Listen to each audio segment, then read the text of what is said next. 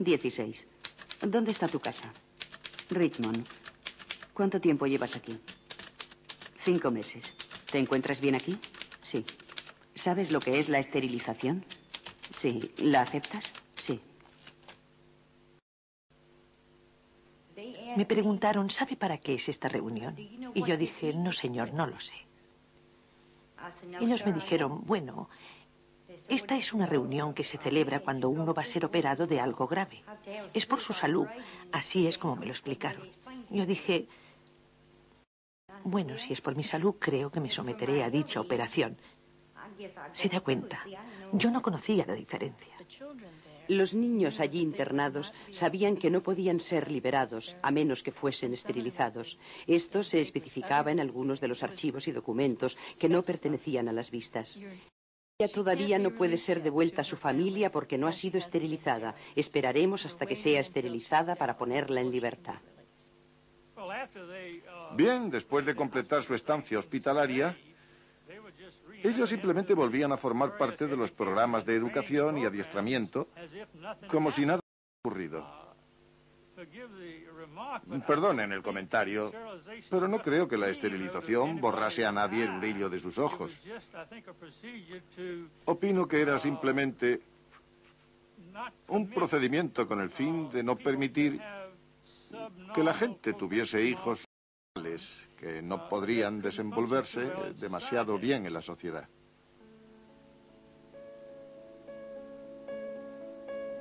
Era obvio que habían sufrido un duro golpe para su identidad, que no tenía remedio. Además, algo muy ligado a esto era la clara sensación de que el Estado les había juzgado como algo inútil, basura.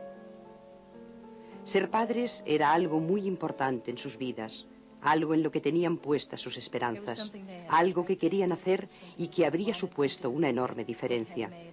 Muchos de ellos sintieron que sus matrimonios habían sido arruinados, que sus parejas les abandonaban o cualquier otra cosa por la que no podían tener descendencia. Y yo creo que probablemente es cierto.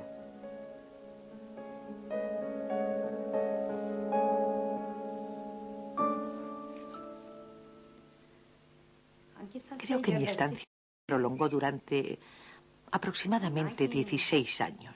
En 1958 permanecí allí hasta 1958 y después me casé. Él vino, me sacó de allí y se casó conmigo. Admito que esa fue la etapa más feliz de mi vida. Nos casamos. Y yo le conté acerca de mi vida, ¿me entiende? Le conté que había sido esterilizada y que no podría tener hijos. Por aquel entonces, él me dijo que tener hijos o no era indiferente, que él me quería tal y como era. Así que estuvimos casados, creo que 10 años. 10 años de hermoso matrimonio. Después él decidió que quería divorciarse. Yo imaginé que la causa de la ruptura fue que yo había sido esterilizada y todo eso. Porque a él le encantan los niños. Le encantaban, de verdad. Yo solía echarme a llorar en la cama porque no podía darle lo que quería. Quería un hijo que llevase su nombre. La mayoría de los hombres quieren un hijo que lleve su nombre. Yo lloraba y él me solía decir, no te preocupes, cariño, todo va a salir bien. Pero a medida que pasaron los años, no sé, empezó a cambiar de parecer. Así que nos divorciamos y él se casó con otra. Es el fin de la historia.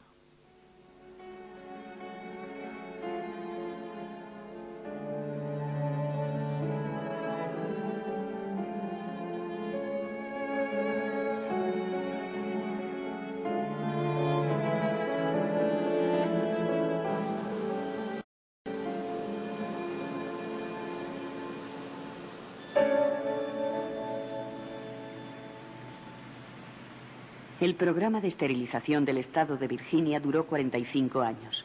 Terminó en 1972. Se cobró 8.300 víctimas. Judy Crockett y sus colegas pasaron 5 años trabajando en el caso. Ellos querían conseguir que la ley se declarase inconstitucional y que el Estado procurase procedimientos para hacer su esterilización reversible. Al final, solo consiguieron una victoria parcial. Debo admitir que estaba muy defraudada. Estaba muy claro desde el principio que el juez iba a declarar inconstitucional algo a lo que el Tribunal Supremo había dado su visto bueno. Lo que más profundamente me hubiera gustado conseguir habría sido la sincera disculpa del gobernador en representación del estado de Virginia.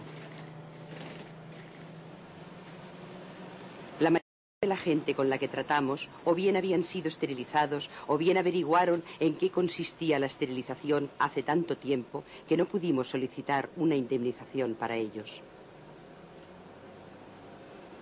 Lo que sí conseguimos fue un anuncio público en la radio y en los periódicos para que cualquiera que hubiese en estas instituciones en aquellos días y hubiese sido operado, debería ponerse en contacto con el Estado.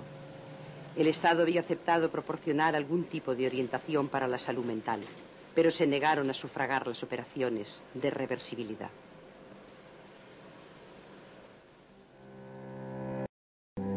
Carrie Buck, esterilizada en virtud de una decisión del Tribunal Supremo de 1927, abandonó Lynchburg, contrajo matrimonio y trabajó como ama de llaves.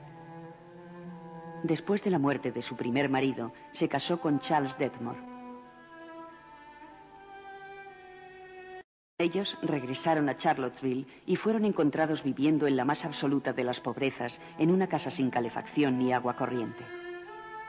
Finalmente, Carrie fue llevada a una clínica de reposo donde, en 1982, Paul Lombardo la encontró. Ella acababa de interpretar el papel de María en una canción navideña. Carrie falleció pocas semanas más tarde, en enero de 1983.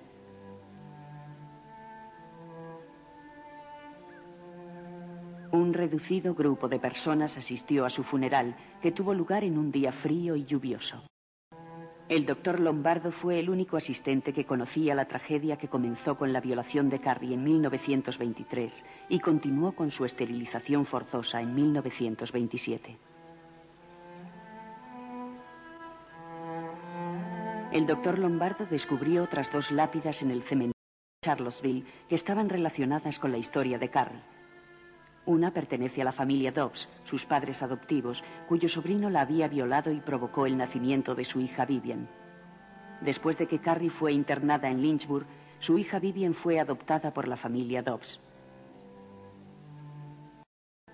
Junto a su tumba hay una pequeña lápida con las iniciales V.A.E.D. Vivian Alice Elaine Dobbs, la hija de Carrie, que murió trágicamente a la edad de 8 años debido a un trastorno intestinal. El doctor Lombardo supo que había asistido a la escuela Benable en Charlottesville. Él estuvo allí intentando encontrar testimonios de su supuesta debilidad mental.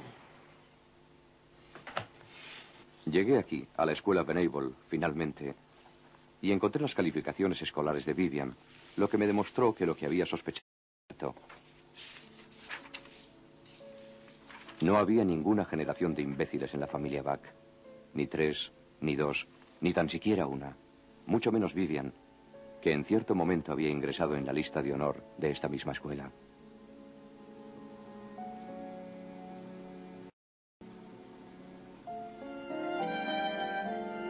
La historia de Carrie Buck tiene una curiosa nota a pie de página.